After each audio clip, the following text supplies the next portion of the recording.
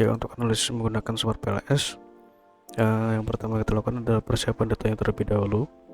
Nanti bisa dibuka file yang ini ya, kalian 5712 data dan hasil. Ini bisa dibuka. Nah, kemudian datanya disusun seperti ini ya. Disusun menjadi vertikal seperti ini. Nah, kemudian setelah seperti ini, datanya kita rubah formatnya ke dalam CSV, karena nanti format tersebut yang akan kita masukkan ke dalam aplikasi Smart PLS. Caranya, klik file, kemudian kita buat lembar kerja baru seperti ini, lalu kita copy ya, kita copy ini, jadi nama dari variabelnya ini. Nah, seperti ini kita copy, lalu kita pastekan di sini. Nah, seperti ini, klik file, kemudian save as.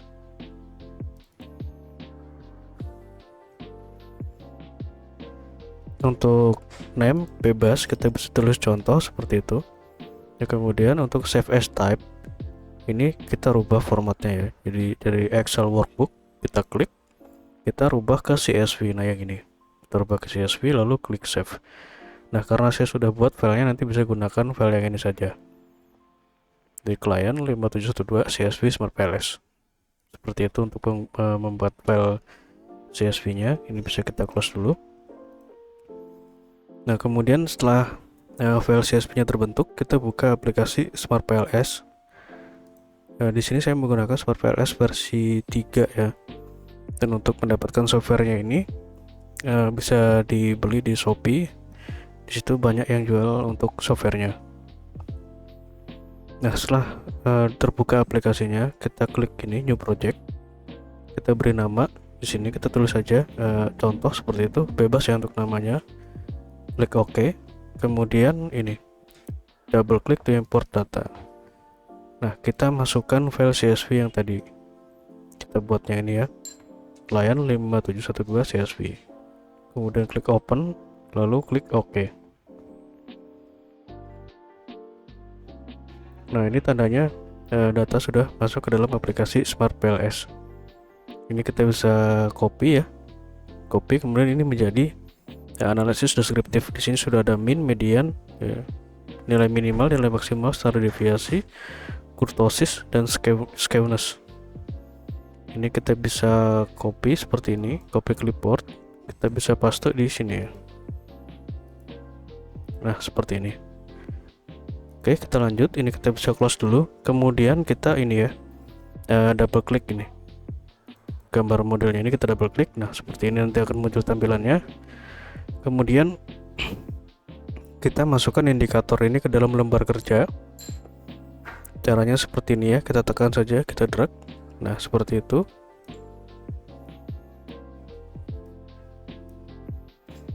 Nah, seperti ini. Lalu kita rapikan ya. Kita rapikan, kemudian kita bisa geser kotak kuning ini dengan menu Legend. Nah, seperti ini. Lalu kita beri nama ya. Caranya tinggal double klik ya, double klik. Caranya klik kanan, kemudian rename. Nah, di sini kita bisa beri nama. Ini adalah EPS. Klik OK, kemudian ini klik kanan, DR, klik kanan rename. Ini adalah CR. Klik kanan rename. Ini adalah PBV. Nah, setelah seperti ini kita hubungkan ya. Kita hubungkan variabel ini dengan menu connect sesuai dengan hipotesis yang ada. Nah, khusus untuk CR ini kan dia adalah variabel moderasi ya. CR itu adalah likuiditas. Nah, ini tetap dihubungkan ke ini ya, ke harga saham ini. Karena memang seperti itu untuk pengujiannya. Oke, seperti ini caranya. Kita klik menu connect ini.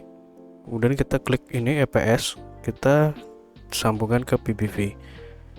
Nah, seperti ini caranya. Kemudian kita pilih menu select lagi. Nah, setelah seperti ini kita buat untuk variabel moderasinya. Caranya ini di PBV ini ya. Kita klik kanan, kemudian ini klik add moderating effect. Nah, untuk moderator variabel kita pilih adalah CR, kemudian Yang pertama ini adalah, nah untuk yang independent variable-nya kita pilih EPS seperti itu. Nah ini adalah moderasi efek yang pertama, kita klik kanan, beri nama EPS tanda bintang CR. Nah ini adalah moderasi yang pertama. Kemudian yang kedua sama caranya, klik kanan, add moderating effect, moderator variabel adalah CR. Kemudian yang kedua ini adalah DER ya, independent variabelnya adalah DER. Nah seperti ini, lalu klik OK, klik kanan, rename DER bintang CR. Nah ini adalah model yang kedua, moderasi yang kedua. Nah setelah seperti ini lalu kita analisis ya. Yang kita hitung itu pertama ini adalah PLS algorithm ya. Kita menghitung nilai R square dan F square. Oke, caranya klik calculate, kemudian PLS algorithm.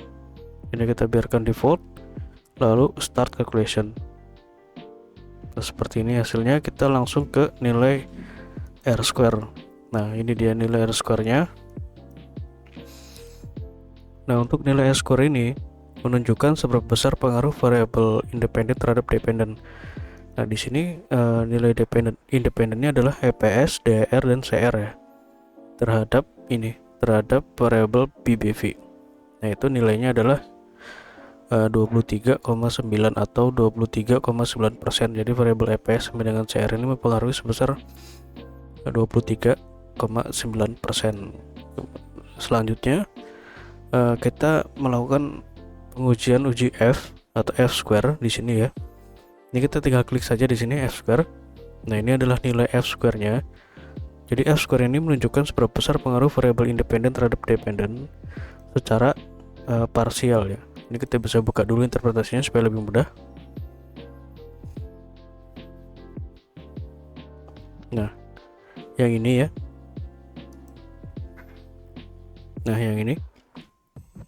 Nah untuk yang ini Q square nanti kita lakukan setelah ini ya.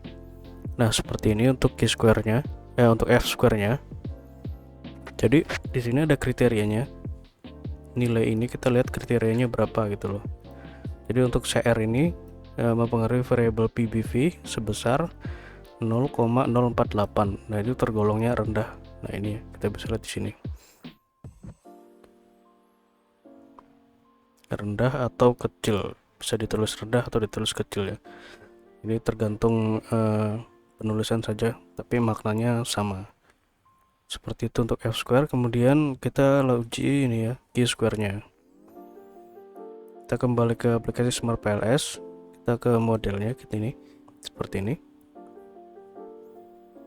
Caranya klik calculate, kemudian blindfolding. Nah seperti ini, lalu start calculation. Nah ini adalah nilai dari Q square-nya atau Q kuadrat. Nah ini ya, untuk interpretasinya nanti bisa dilihat di sini. Selanjutnya yang terakhir adalah kita kembali ke model yang tadi. Selanjutnya yang terakhir adalah pengujian hipotesis penelitian. Caranya klik calculate, kemudian blindfolding, start calculation. Klik calculate, kemudian bootstrapping. Jadi untuk pengujian hipotesis caranya klik calculate, kemudian bootstrapping, start calculation. Nah ini adalah untuk pengujian hipotesisnya. Jadi pengujian hipotesis ini ada dua yang kita lihat ya, yang kita perhatikan, yaitu nilai dari original sample dan nilai dari p-value. Untuk original sample ini menunjukkan arah pengaruhnya positif atau negatif. Jika negatif seperti ini ada tanda negatifnya. Jika positif pengaruhnya maka tidak ada tanda negatifnya. Seperti ini. Jadi di depannya polos. Kalau ini kan ada tanda negatifnya, berarti pengaruhnya negatif. Dan untuk p-value ini menunjukkan pengaruhnya itu signifikan atau tidak. Jadi dikatakan signifikan jika nilainya itu di bawah dari 0,05. Nah di sini kita bisa ketahui, contohnya ini ya, CR terhadap PBV memiliki pengaruh negatif tidak signifikan. Seperti itu untuk cara membacanya. Kemudian DER terhadap PBV memiliki pengaruh positif tidak signifikan. Jadi seperti itu untuk analisisnya. Hasil ini kemudian kita bisa save. Jadi tinggal klik ini ya, export to Excel, start export. Nah, tinggal kita save. Ini adalah save file yang sudah saya buat sesuai dengan tahapan pengujiannya. Oke, sekian untuk pengujian Super PLS. Jika ada yang kurang jelas nanti bisa ditanyakan. Terima kasih.